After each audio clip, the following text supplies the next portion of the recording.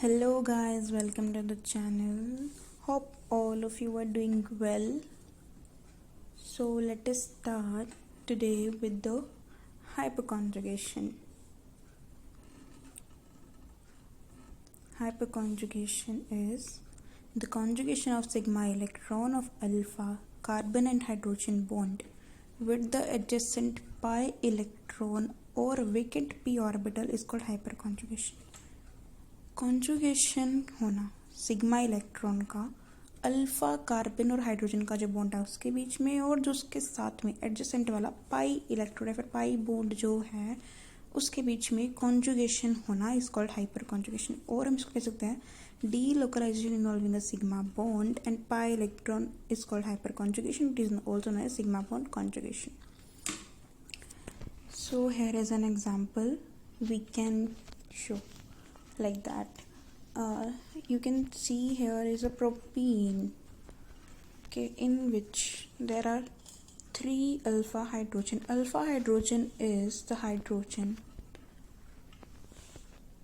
which can participate in hyperconjugation basically. ठीक है.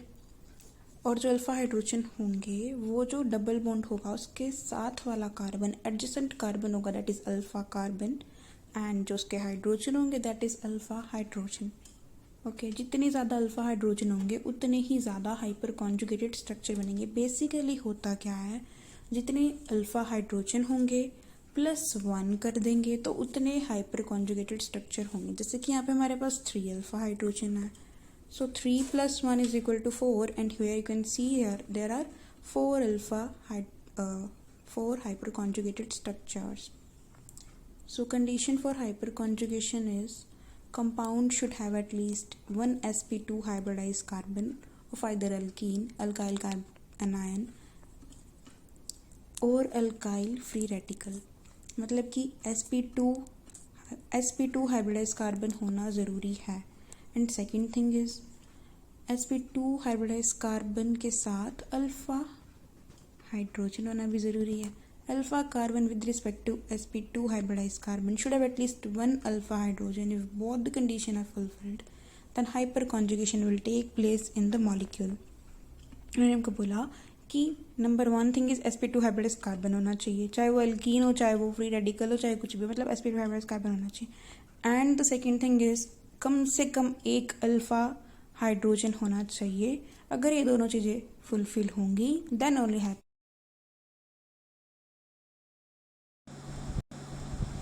Hyperconjugation, that is no bond resonance. The electron of the sigma bond between carbon and hydrogen are involved in the delocalization. इन्होंने हमको बोला कि जो sigma bond है, मतलब कि sigma bond mean single bond जो प्रेजेंट है अल्फा कार्बन एंड हाइड्रोजन के बीच में, वो डीलोकलाइजेशन में इन्वॉल्व होगा. In the structure we can see no bond between carbon and hydrogen, that is alpha carbon and hydrogen में कोई भी बॉन्ड नहीं है, क्योंकि जो उसके बीच में बॉन्ड है वो इन्वॉल्व हो जाता है डीलोकलाइजेशन में, वो बॉन्ड ब्रेक हो जाता है. So hence hyperconjugation is called no bond resonance. This does not indicate that hydrogen is completely detached from the structure, but some degree of ionic character in the carbon and hydrogen bond and some single bond character between carbon carbon double bond is present. इन्होंने हमको बोला कि carbon और hydrogen जिसका bond हमें break होता हुआ दिखता है हाइपर कॉन्जुगेशन में, और H पॉजिटिव हमें शो होता है in the hyper conjugated structure, उनके बीच में कुछ सॉर्ट ऑफ आयनिक कैरेक्टर होता है. एंड जो डबल बॉन्ड बनता है उसका ब्रेक होने के बाद उसमें कुछ सिंगल बॉन्ड कैरेक्टर भी होता है. Here we can see one example. देखो, इसमें जो हाइड्रोजन और अल्फा हाइड्रोजन और कार्बन का बॉन्ड है वो ब्रेक हो रहा है और वहाँ पे डबल बॉन्ड बन रहा है. जहाँ पे इन्होंने बोला कि डबल बॉन्ड बन रहा है वहाँ पे कुछ सॉर्ट ऑफ सिग्मा करेक्टर है, मतलब सिग्मा बॉन्ड वाला करेक्टर है. और जहाँ पे हमें आयन शो हो रहे हैं, मतलब कि कार्बन हाइड्रोजन शो, वहाँ पे कुछ सॉर्ट ऑफ आयनिक करेक्टर है. उसके बाद हम देखते हैं, इसलिए उसको नॉन रेजोनेंस कहते हैं. उसके बाद आता है बेकर नेथन इफेक्ट. ठीक है, baker Nathan, it is the very most important effect. Okay, alkyl group are electron dominating +I. The relative magnitude of this inductive effect of alkyl group is 3 degree, 2 degree, 1 degree and methyl. इन्होंने हमको बोला कि जो आयनिक correct जो inductive effect है plus I effect alkyl group का वो dominating होता है। वो क्या उसका जो ट्रेंड होता है वो क्या होता है 3 डिग्री 2 डिग्री 1 डिग्री। हमें पता है, हमने प्रीवियस लेक्चर से हमने देखा कि टर्शरी वाला ज़्यादा इंडक्टिव इफेक्ट शो करता है और कार्बोकटाइन को ज़्यादा स्टेबलाइज करेगा, बिकॉज CH3 जो अल्काइल ग्रुप्स की चेन होती है उनमें प्लस आई इफेक्ट होता है, वो इलेक्ट्रॉन डोनेटिंग ग्रुप शो करते हैं इसलिए।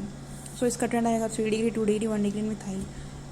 और इन्होंने हमको बोला this effect is reversed when the alkyl group is directly attached to unsaturated system when the electron releasing is minimized for CH3 and the order is reversed due to hyperconjugation। इन्होंने हमको बोला कि यही अल्काइल ग्रुप अगर हम किसी saturated system पे लगा दे, डायरेक्टली लगा दे, तो इसका इफेक्ट रिवर्स हो जाएगा due to the hyperconjugation we can see. Because हम यहाँ पे देखेंगे कि जो हाइपर कॉन्जुगेटेड स्ट्रक्चर है वो डिक्रीज होते जाएंगे, बिकॉज जो अल्फा हाइड्रोजन है वो कम होते जाएंगे। हम देख रहे हैं कि टर्शरी वाले में, लास्ट वाला जो है टर्शरी वाले में एक भी अल्फा हाइड्रोजन नहीं है, इसलिए वो सबसे कम स्टेबल होगा।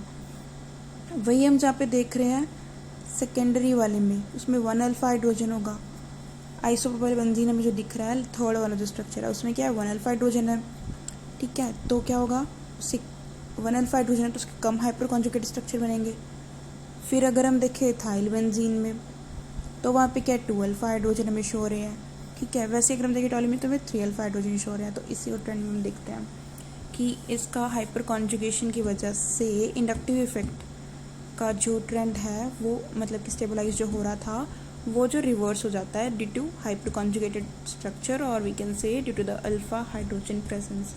The inductive effect of the alkyl group follows the order of tertiary, secondary, primary and methyl carbocation, but the effect has been found is reverse order when an unsaturated system is attached to an alkyl group. In such cases alkyl group is electron releasing but different from inductive effect, and the magnitude of two effect change in a positive direction in passing along a series of alkyl group।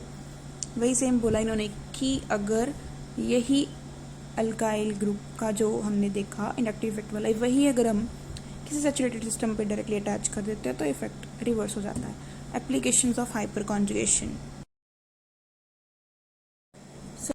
So let us start with the stability order, or we can say the stability of alkenes. Basically, alkenes become more stable when increasing substitution, ठीक है। तो tetra substituted वाला ज़्यादा stable होगा।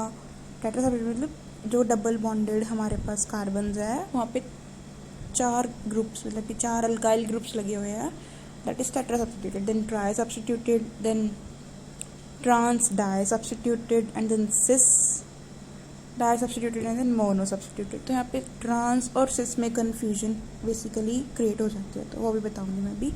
सबसे ज़्यादा trans वाला substitute होगा, देन ट्राई वाला, देन डाई वाला, एंड देन मोनो वाला। डाई में हमारे पास ट्रांस और सिस दोनों आ जाते हैं। ये वाला ऐसे हुआ बिकॉज जितने ज़्यादा सब्सटीट्यूशन होंगे उतने ही ज़्यादा क्या होंगे, अल्फा हाइड्रोजन होंगे, और उतनी ज़्यादा स्टेबिलिटी होगी, उतने ज़्यादा हाइपर कॉन्जुगेटेड स्ट्रक्चर होंगे। स्टेरिक हिंड्रेंस की वजह से जो डाई सब्सटीट्यूटेड है सिस वाला, सिस डाई सब्सटीट्यूटेड जो हमारे पास होगा कंपाउंड, वो लेस स्टेबल होगा एज कम्पेयर टू ट्रांस वाले से due to steric hindrance. Okay, so let us see the stability order due to 2 factors।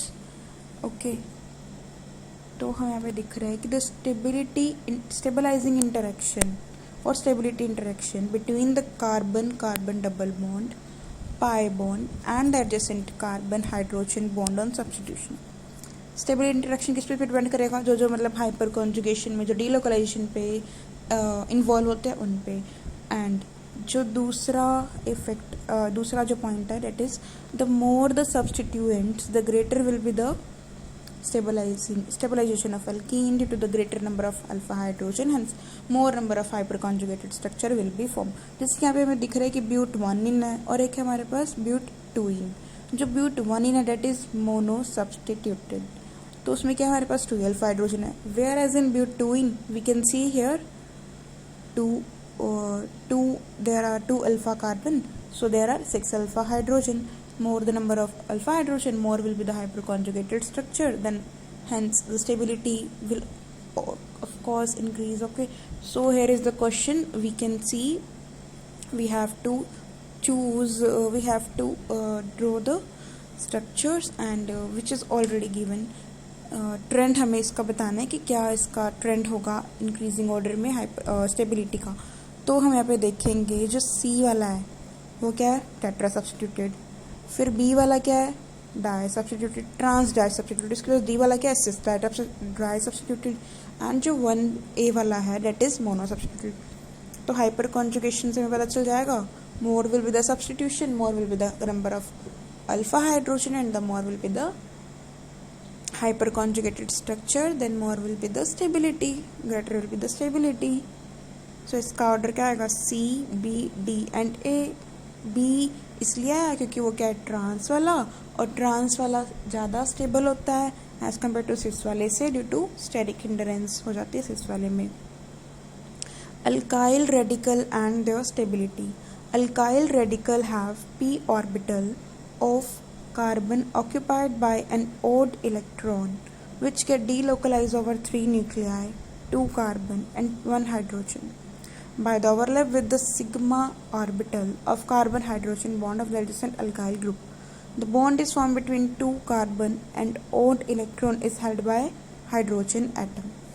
इनके बोला कि जो अल्काइल रेडिकल है उसकी स्टेबिलिटी किस किस पे डिपेंड करती है, ओड नंबर ऑफ इलेक्ट्रॉन होंगे. ऑफ कोर्स अल्काइल रेडिकल्स में क्या होता है, ओड नंबर ऑफ इलेक्ट्रॉन्स होते हैं.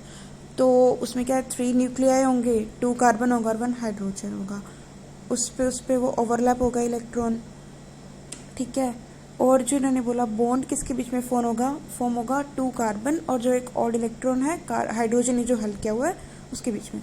तो यहाँ पे हम देख रहे हैं नीचे एग्जाम्पल दिया हुआ है, उसमें अगर हम देखें जो अल्फा कार्बन है उसका हो रहा है डीलोकलाइजेशन, सेम उसका स्टेबिलिटी भी इंक्रीज होगा.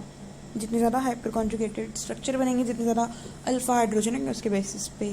The more will be the number of alkyl group on the carbocation, more will be the number of alpha hydrogen, hence more will be the possibility of hyperconjugated structures which make the carbocation more stable. So 3 degree वाला ज़्यादा substituted होगा of course, 2 degree and then 1 degree and then methyl carbocation. Carbocation are electron deficient, that is positively charged cation. The positive charge thus get dispersed over large volume of space and is stabilized. ठीक है. Carbocation क्या होता है, positively charge होते हैं, electron deficient होते हैं. जितना ज़्यादा ये डिस्पर्स, जितना ज़्यादा ये फैल जाएगा, स्प्रेड आउट हो जाएगा, उतना ज़्यादा वो स्टेबलाइज हो जाएगा. मतलब जितने ज़्यादा हाइपर कॉन्जुगेटेड स्ट्रक्चर बनेंगे उतना ज़्यादा वो स्प्रेड आउट होगा एंड उतना ज़्यादा वो स्टेबल हो जाएगा. ओके. तो here you can see ethyl carbocation हमें दिख रहा है. इथाइल कार्बोकेटाइन में क्या है, 3 अल्फा हाइड्रोजन है तो 4 हाइपर कॉन्जुगेटेड स्ट्रक्चर बनेंगे. 3 + 1 हम लगा देते हैं तो 4 हाइपर कॉन्जुगेटेड स्ट्रक्चर बनेंगे, तो ज़्यादा स्टेबलाइज हो जाएगा due to the hyperconjugation. ठीक है. कार्बोकेटाइन और फ्री जो रेडिकल वाला है उनका स्टेबिलिटी ऑर्डर हाइपर कॉन्जुगेशन भी सेम ही रहता है बेसिकली, बिकॉज दोनों ही क्या होता है, इलेक्ट्रॉन एफिशिएंट स्पेस हो जाएगा, इलेक्ट्रॉन स्प्रेड आउट हो जाएंगे तो क्या होगा, पॉजिटिव चार्ज या फिर स्प्रेड हो जाएगा, ज़्यादा स्टेबलाइज हो जाएगा. Hyperconjugation versus inductive. On the basis of inductive effect but 1 is stable but but 1 is on the basis of inductive effect but 1 is stable. Then propene on the basis of hyperconjugation propene is stable. Then but 1 due to presence of 3 alpha hydrogen on methyl group in propene as compared to 2 alpha hydrogen butane. इन हमको बोला कि inductive effect की वजह से जो ब्यूट 1 है वो ज़्यादा स्टेबल होगी. बट अगर हम देखें हाइपर कॉन्जुगेशन का रोल, उसमें क्या होगा, प्रोपीन ज़्यादा स्टेबल होगा बिकॉज उसमें 3 अल्फा हाइड्रोजन है, वेयर एज ब्यूट 1 में 2 अल्फा हाइड्रोजन है, तो वो प्रोपीन वाला ज़्यादा स्टेबल होगा क्योंकि hyper conjugation will dominate over inductive effect. Okay, so thank you for watching. Do like, share, subscribe and comment. Thank you.